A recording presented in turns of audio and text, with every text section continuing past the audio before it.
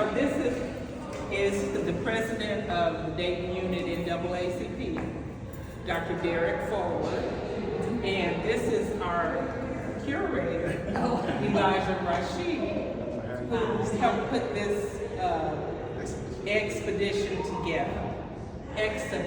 together, I'm sorry. And so we're gonna go in and see it. Now, do you have something you want to tell us, a little history before we go in? Yeah, well, I want to share as we're in there, but I guess I can do it here. Okay, however you want to do Yeah, yes, so something to do it. Okay. But you know, Reflection of the time. We put this, exhibition together along with the NAACP director, our president, and actually who just got married. We was in a position where, I was in a position where I was able to go to what I consider a royal wedding. And so I want to take the time to say congratulations to you right now. Congratulations. Also, reflection of the time, is as you walk through, you'll see, you'll go back in time, and then in some cases you'll go forward in time. As you kind of see some of the things as African Americans that we've lived through, that we've been through, that we're going through, and hopefully that we're coming out of. and as you walk in, I want to be able to hand each person one of these. Are you with me? Yes, she's with our group. Thank you. All right, so what you're looking at here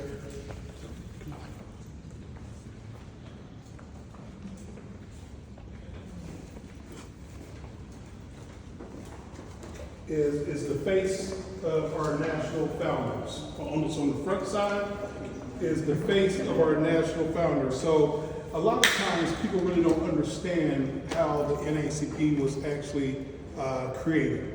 We were created because from 1905 to 1908, W.E.B. Du Bois, led an organization called the National Negro Committee.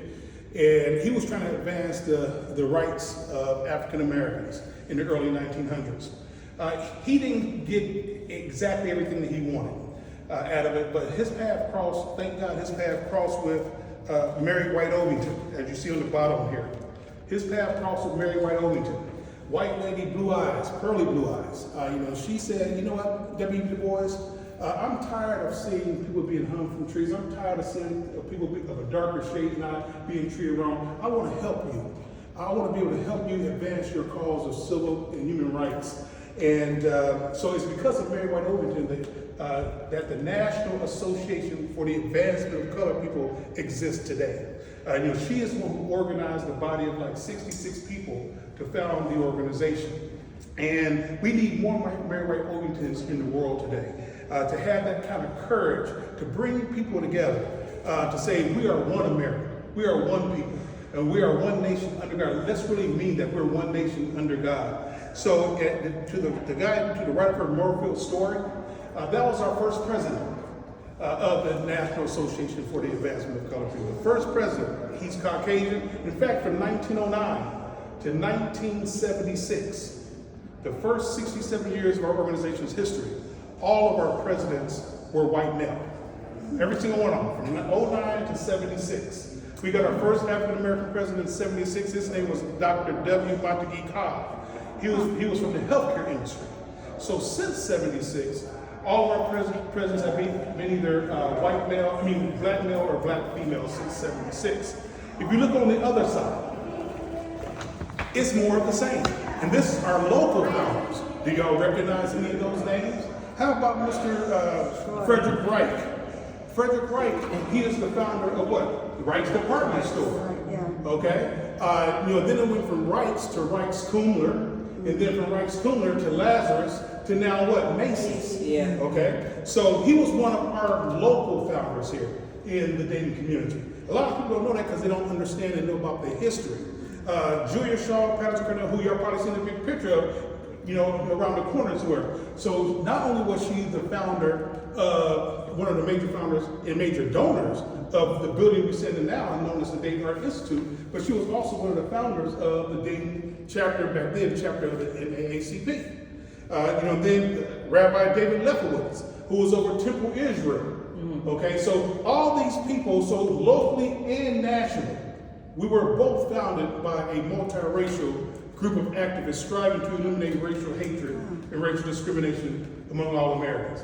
And if we can have more Frederick Wrights in the Dayton community, if we could have more Rabbi Lefkowitz in the Dayton community, if we have more Julius Shaw Patterson, Cornells to join up with the African American family, what you're about to watch and walk around to understand what these paintings show from my curator, Art Rashid. So I was asked by the newspaper, Derek, why did you have, are there any other NAACPs across this country who have an art curator? No.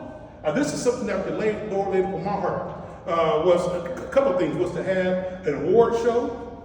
I have an award show now. We have an award show that's going to take place for a second year in the month of October. I also want to be able to have art, someone for art. The Lord led Elijah Rashid to the Dayton community. And him and I paths crossed. We got to talking. And he said, Derek, I can do exactly what you want to do. I said, really? Can you really? Because I knew him as a businessman inside the community. As a businessman. I didn't know he knew anything about the arts. But arts has always been a passion of mine because we have a youth program that's for our kids, our high school students that compete in the performing and visual arts, sciences, mathematics, entrepreneurship, and things like that. So a lot of people, because they don't know the history of the NAACP, they only see what they may hear me talk about on TV. But it's more than what you hear or see me talk about on TV. Way more than that. And this is one of them. And he's going to walk you through a reflection of time. It's on you, Mr. Chairman. Wow. Hello, everybody. No, those are yours. Thank you. Because I want you to share those with your network of friends. Thank you. Definitely. Okay. I was gonna ask for a copy. Well, the first painting we're going to see is Ernie Barnes' painting. Ernie Barnes, if you guys remember, anyone you guys young enough to remember Good Times? Good times. That's right. Yeah, That was his work. that was his work in Good Times. Yes. As a matter of fact, I was bringing up something on my phone just to kind of show everybody his painting last year went up for auction. It was slated to go anywhere between $300,000 and $600,000. Well, that particular painting ended up selling for almost $16 million. This one right here. This one did sell for $16 million, but the one from Sugar Shack, the Sugar Shack painting did, and it's not even the original. The original is owned by Eddie Murphy. Eddie Murphy bought it from the Marvin Gaye estate after Marvin Gaye was killed for $50,000. That one is worth more than $20 million. And since then, several of those paintings have been sold anywhere between $1 million and $6 million. This one here is about a little bit over $1 million, maybe $1.6 million. This one here is worth. And this is Ernie Barnes, the great Ernie Barnes. Yes. This one here is Frank Morrison. He is one of those descendants, like you hear comedians say, "Oh, I learned what I do from Richard Pryor or Bill Cosby." Well, Ernie Barnes, was one of his great artists that he followed and kind of reflect himself out. There you go back to reflections in time. What they say, Eclectics, there's nothing new under the sun. Yeah. Yeah. So, as we hear, I'm gonna leave you guys a minute to take the time to read that.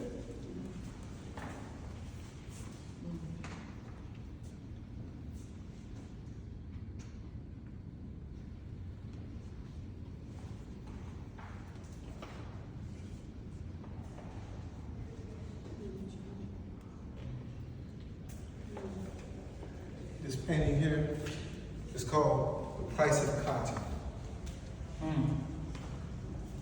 It's been the artist is an award-winning artist. He's basically was a Western artist that was commissioned to do these 4 paintings that you see along this wall. Is this by Kim? It's by Kim Wiggins. You got a chance to meet Kim. Kim is as white as it gets. Yeah. You know, believe it or not, you know. So we got together because we feel that art is art. It's not black art, white art, red art. It's just art. And I think sometimes we get caught up into if we work closer as a people, we would let loose a lot of those things that hold us back as far as race is concerned. But those stereotypes. But that was price of cotton. And the price of cotton, one of the things that you will notice is if you look at that sun, the sun even appears hot even when we're in the air conditioning. Yeah, it does. It does. And if you go and look at this plantation, there's more than one. So you had a cotton plantation here. Here was a tobacco plantation that's right on the other side of here. On the other side of the river, there's another plantation that you might not even see, you know, saying in the picture when you have it. It's huge. It looks 3D, doesn't And it? if you look at it, there's a little church sitting right there on the hill there. And Kim is someone, I had an opportunity to speak with Kim myself, and Kim is someone that, you know, Kim is married to a Hispanic. So he understands what it is to have someone who's near and dear to him, you know, that is actually someone who is not of Caucasian descent, but of Hispanic descent. And what he told me out of his own mouth is that he wanted to be able to, Derek, he said, Derek, I want to be able to share American history. He said, through my paintings, I want to be able to share what America looks like, American history. So go ahead. Next one of these paintings is called The Finger of God. It's a powerful imagery of, you know, hurricanes, storms, and what African Americans go through when it's a storm, because we sometimes don't have those mansions on the hill or the strongest home to withstand a lot of the flooding and the winds and things like that. This goes back into Mississippi and Louisiana during the 19, I think, I want to say 20s or 30s. There was a huge storm there, and the African Americans were not permitted to leave. They were not permitted to leave. They enacted laws to tell them they couldn't leave. They were afraid that if the African American left, that he would surely never return. So they were not allowed to leave. And they had to fill all the sandbags to put them up there. And when they ran out of the sandbags, the guns were pointed to them, and they were told to lay up on top of the sandbags. So, the finger of God.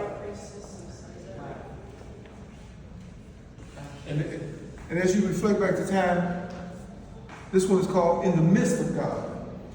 Because no matter what the storm is, if God is in the midst of things, it always turns out all right.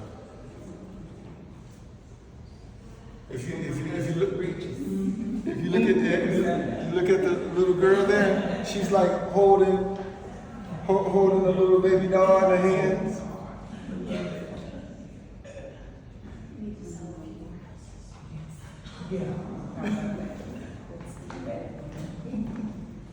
So, religion was, as everyone here probably know, is always one of those things that has formed a rock. It has been kind of like a rock, and it has surrounded us with sort of like a safe haven, so to speak, you know, during hard times, difficult times. And it's no different then than it is now. Wow. And through prayer, we come into the homecoming reunion, which is the end of the 4-piece series that Kim was commissioned to do. And this shows how the brighter days come. And if you look at this one and almost look at the other one, it almost looks as if though it's almost on the same land, almost. Like once you come here to the homecoming, everything becomes somehow all right. You got the family unit together. You got the kids in the background playing, jumping, And sunflowers. always a happy, reunions are typically happy. That's an excellent sequence from the first one to Yeah. the homecoming. It was kind of almost, it was not like that on purpose. Yeah, we wanted to show, that, things does get better with time. Things do get better with time. This is Tim Parker man, and he's a genius almost with the paintbrush. Wow. He's a Canadian.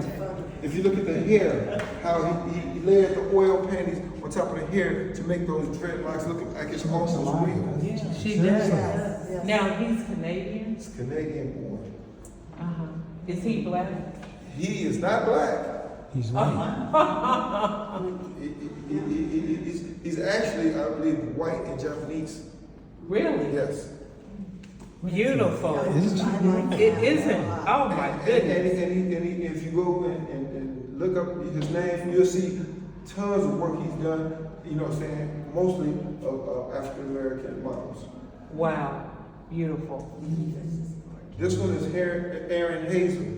These are my favorite. It's black and blue. So, or let me just write black and blue. So he's blue and she's black. And he paints merely with a palette knife. And Really?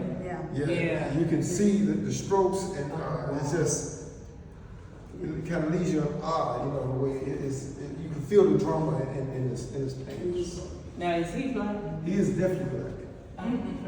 Just ask him. Just ask him. Just curious. And Ernie Burns is black. I know because you grew up with him. The next one, Tiffany Anderson, is black. Okay, that is beautiful. She done Nina What Simone. did she? Oh my goodness. Gorgeous job. She did. For our next one, we've commissioned her again, and she's going to do the great James Baldwin. Oh my goodness. Really? Yes. She's done. And she did this in glass? She did it in glass and resin In resin. and acrylic paint. So are prints available in these? It's prints. Their prints are available in some of these. Yes, it is. Beautiful. We go back, to the 1970s when times, were in my opinion, I call that the golden decade. It's the 70s. I enjoyed the Me clothing, too. Me too. the music, Yeah. what we did, how we were, just everything. Yeah, all that I can just hear now. This is Ernie Barnes painting here. Cool. It's called Pool Hall. It's called what? Pool Hall. Pool hall. Yeah. And then, you don't see a lot of pool halls today like you did back then. Yeah. But that's a beautiful painting by Ernie Barnes. We go with Frank Morrison with a young girl, and That's I see a queen. adorable. Oh, I love it. Look at that reflection. Oh, absolutely.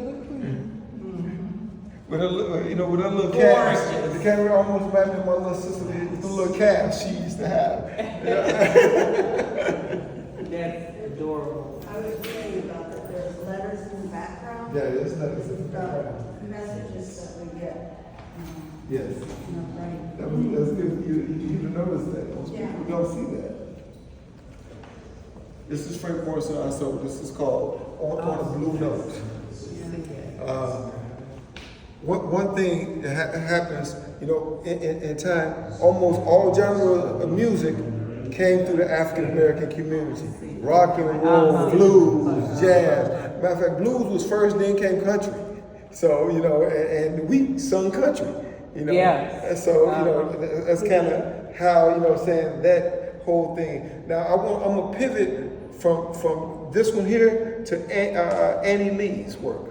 And Annie Lee's work is so awe-inspiring. It reminded me of my mother and my grandmother, and also the time of church. And it goes here. Oh, yeah. It's called Holy Ghost. Yes. Isn't that something? If she didn't capture a day in the church, Yes. Uh-huh. so that one is Holy Ghost. The one to your far right, Here, this one. I love I this. love This this. one, and too. It's out of fabric. If you go up Really? close to it and look at the hair, how it's stitched the hair together. What?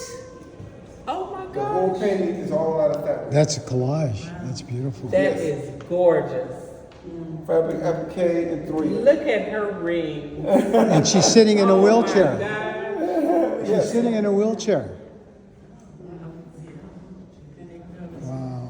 Oh, wow. This sort of reminds you of Leroy Campbell's work. You know what? It does. You know, but Leroy Campbell's work is mostly all black faces. But we're gonna have Leroy Campbell in the next one. He's coming in the next one that we do. That is fabulous. And remember at the beginning I said, you know, from where we come from to what we go through. Here's Ernie Barnes again, to what we hope for. Which means that they're going to be reflection in time. And when you think about what we hope for, and it says a vision of education. Right. If you look at the history of the Dayton unit in ACP, we started our first year out with $96 fighting for education. Educational opportunities for African Americans. That's part of our history. If you look at our annual report within ACP, $96 that we raised in our first year to further our work, and it was about education. In 1915 is when we were founded, May 10th, 1915, as a local organization. And February 12th, 1909, as a national organization. So if you want to be able to see Kim Wiggins again, and his artistry work over there, he will actually be with us in October at our 72nd Hall of Freedom Awards. And so we have something special that's going to happen during that time. So, just to let you know. Now, are you having that dinner here at the Art Institute? No, our Hall of Freedom Awards can only take place, it's only at the Dayton Convention, so that's the only place that can hold us. Yeah. So our annual event normally has about 1,200 people that attend our annual event every year. So we have the largest event of any organization in Montgomery County, Ohio, and that makes my heart feel good. Yeah. To know that people of all races, of all backgrounds, come out to support our work. I was just thinking, since the exhibit is here, if you were using the Art Institute for that event. No, couldn't hold us. Yeah. Couldn't hold us. And with that, we want to tell everyone, thank you for coming to Reflections. Thank you. Well, thank you for taking time and Also, guys, there's 2 upstairs in the main hall by Aaron Hazel as well. If I were anyone in this room, I would miss those 2. One of them is called, Baptism in the River, which is powerful. So those 2, and the one next to it, I won't say nothing to it. I'll let your imagination go wild as to what's on that mother's mind with the children. So I'll let you guys see that. I'll be up there, for those who meet me right upstairs in the front of the museum. Thank you. thank you so much. Thank you. Dr. Ford, awesome. Awesome. Thank you. Thank you. And so we want to get a picture with you all out here. As you enter inside here, this is going on this trip.